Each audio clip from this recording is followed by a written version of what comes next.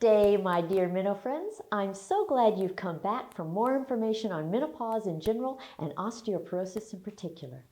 This is video number 206, and it's on how to interpret your bone density test results.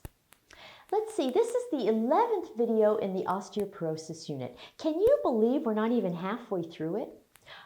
Are you discovering with each video that there's so much more to osteoporosis than you ever imagined?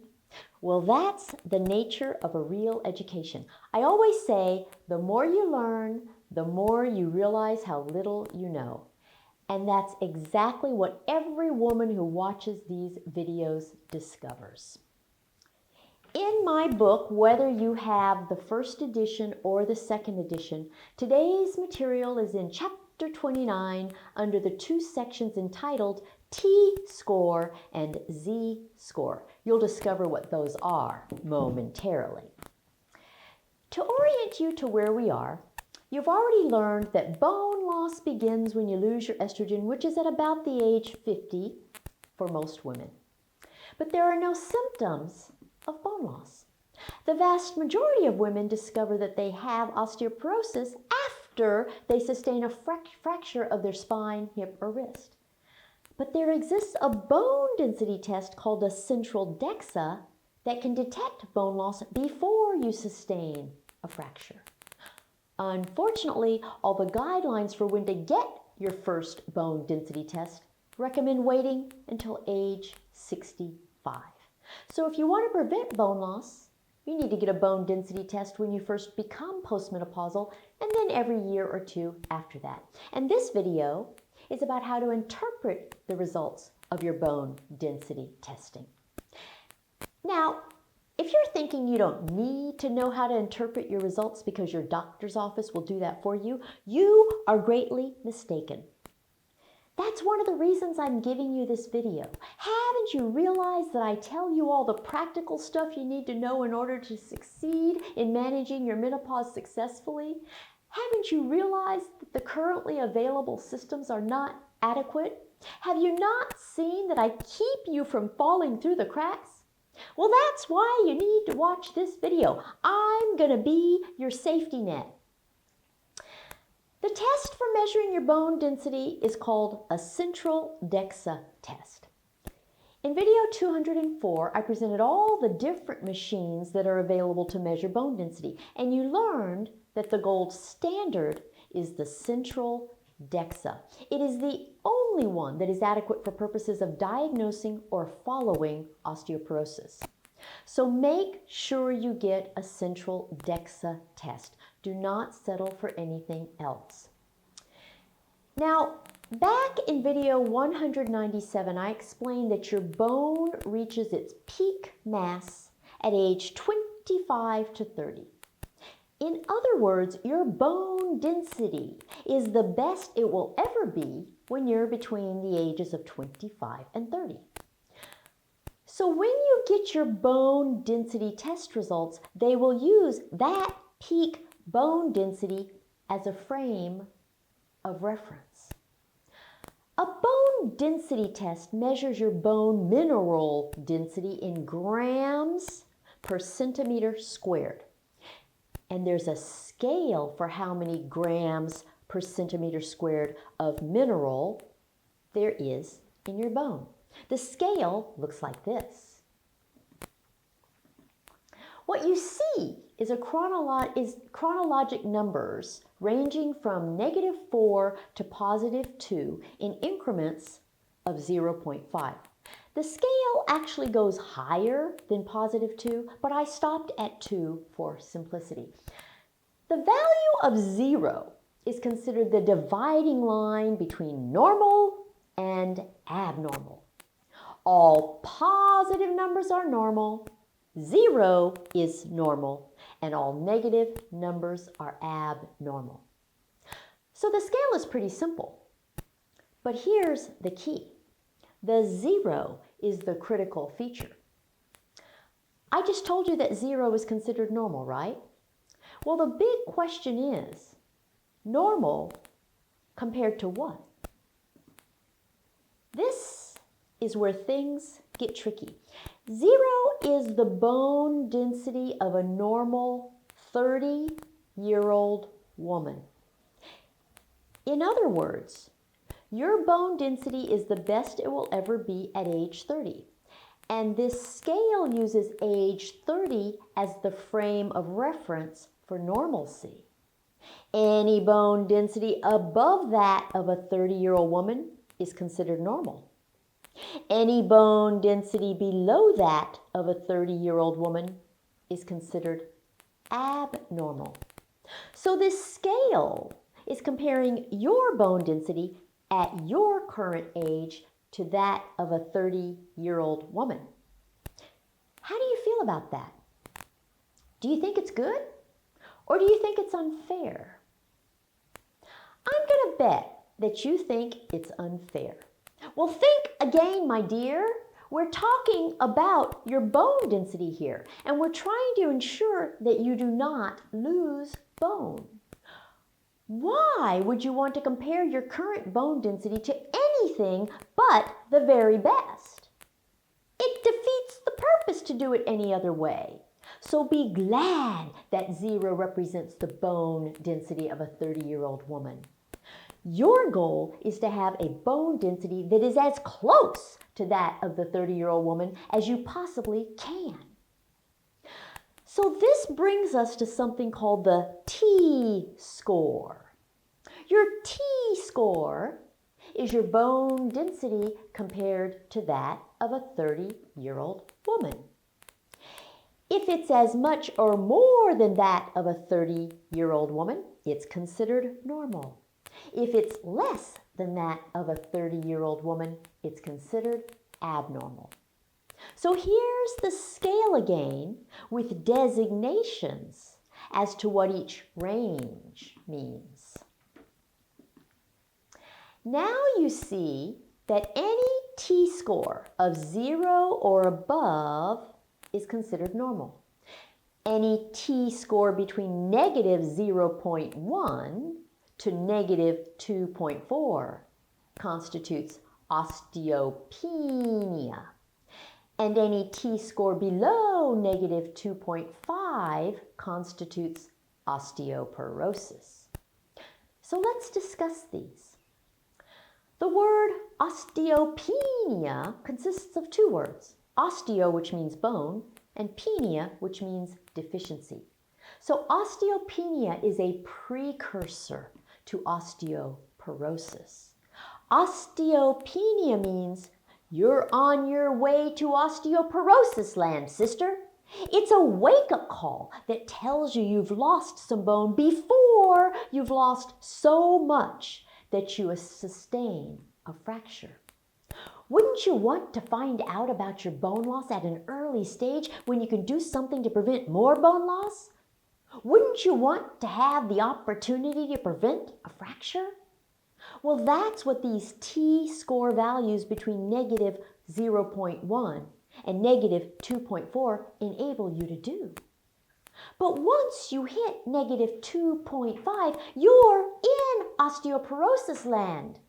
That's when you've lost so much bone that your risk of fracture is very high. That's when it's much more difficult to do something to rebuild bone. By that time, it's sort of too late to make a real difference.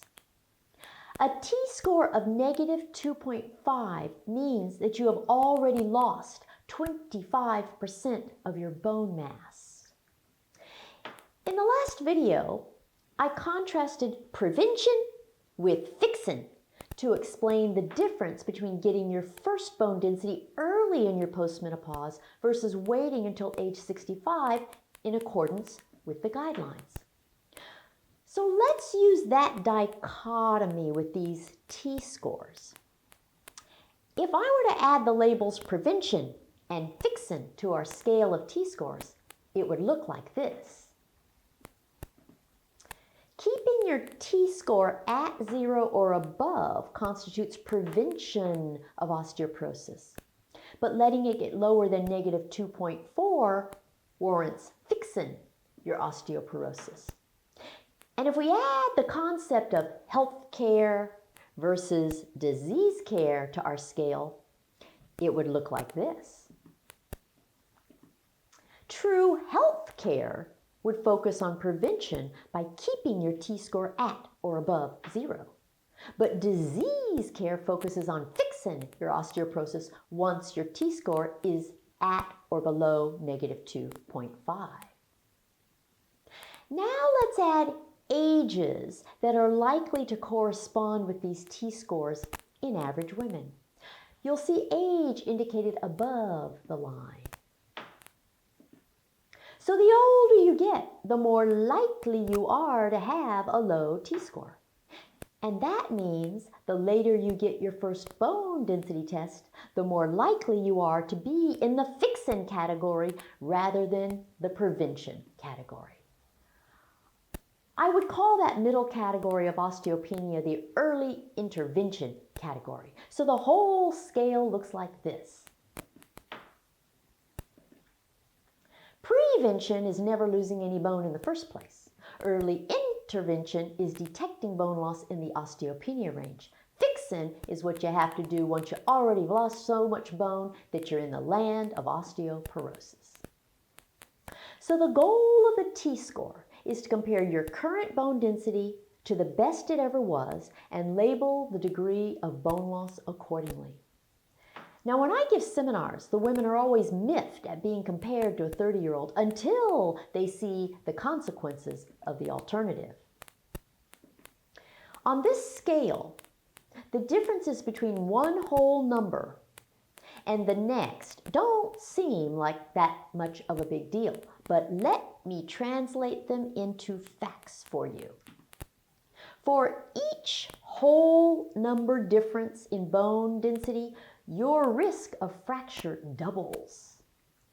So if your T-score is -1, you're twice as likely to suffer a fracture than if your T-score is 0. If your T-score is -2, you are 4 times as likely to suffer a fracture than if your T-score is 0. Here's another way to look at it. For every whole number decrease in your T-score, you will have a 10 to 15% decrease in your bone mass. And for every whole number decrease in your T-score, your risk of fracture increases by an amount that equals 10 to 13 years of normal aging. And here are some more facts. Individual women with the very same T-score will have different risks of fracture at various ages. For instance, a 70-year-old with a T-score of -3 might have a 5.5% risk of hip fracture over the next 5 years, whereas an 80-year-old with the same -3 T-score has a 9% risk. This is due to decreased bone quality, decreased muscle strength, and decreased balance with age. So these numbers are very important, and your T-score is a fantastic way for you to face the realities of bone loss. If you have different T-score values for different parts of your spine and hips, use the lowest one to represent your overall T-score and your risk of fracture. Okay, now you need to know about the second inferior way of measuring your bone density. In addition to the T-score, there's something called the Z-score. Recall that the T-score compares your bone density to that of a 30-year-old woman. Well, the Z-score doesn't. Instead, the Z-score compares your bone density to a woman of your own age and race. Now, this may sound more fair to you, but this is not about fairness. This is about fractures. So the Z-score uses the average bone density of a woman of your own age and race as the frame of reference. If your bone density is as good as an average woman of your age and race, your Z-score is considered normal. Conversely, if your bone density is below that of an average woman of your own age and race, it is considered abnormal. But the differences in average bone density for different ages and races are huge.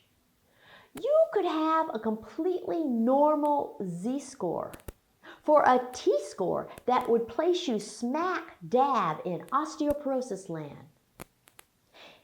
In essence, your Z-score tells you whether or not your bone density is appropriate for the aging process. But that defeats the whole point. The goal is to maintain your bone at its peak.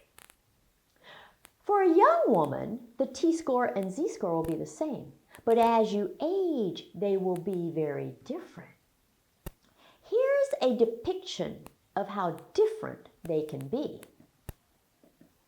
Here you see that the T-score is in the pink and the Z-score is in blue. The first line of categories under the numbered scale is the T-score, and the second line of categories is the Z-score. If you compare the green normal zone for the T-score and the Z-score, you see that the Z-score shifts normal to include a large portion of what the T-score designates as osteopenia. And osteoporosis land for the Z-score starts at a much lower value than it does for the T-score. So the Z-score does not consider you to have osteoporosis until you've already been living in osteoporosis land for a long time. And the reason you may need to know how to interpret your bone density test results is this. This is where I'm going to tell you what nobody else would tell you, so listen carefully. It is not at all uncommon for your doctor's office to call you about your bone density test results and say something like this. Hello, Carla. This is Dr. So-and-so's office calling you with the results of your bone density test. Let's see. Your T-score's a little low. Oh, but your Z-score is normal. You're fine, honey. You have nothing to worry about. It makes my skin crawl just to demonstrate that. Your doctor may rely on the Z-score instead of the T-score. If he or she does, you could be doomed. Your insurance could rely on the Z-score instead of the T-score. If it does, you could be doomed. All the guidelines are based on T-score, but depending on the guidelines used, you could still be doomed. So this is why you need to know how to interpret your bone density test results. It's a lot like grades. If you compare yourself to the A+, a C doesn't look so good. But if you compare yourself to the C looks just fine. I want you to always compare yourself to the A+. So just remember that the T-score is all about the truth. T is for true. Z is for zany. The Z-score has nothing to do with reality. None of this should be about trying to make you feel good about your results. It should be about dealing with reality. Some of you don't like it when I make you deal with reality, but I don't care. I would much rather have you hate me for teaching you the truth than like me for telling you what you want to hear. Because with the truth, you'll avoid a fracture. With the zany, you won't. I assess a lot of bone density test results in consultations with women, and they are astounded that my assessment of their results is often very different from what their doctor's office told them. But I'm totally unbiased.